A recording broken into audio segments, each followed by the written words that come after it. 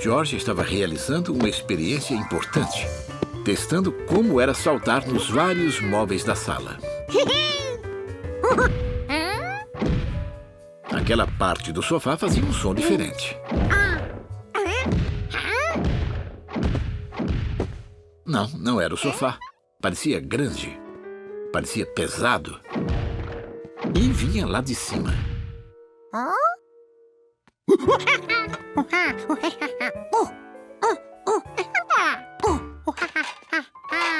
Ah, você deve ter ouvido o nosso novo vizinho andando lá em cima. Ele se mudou semana passada.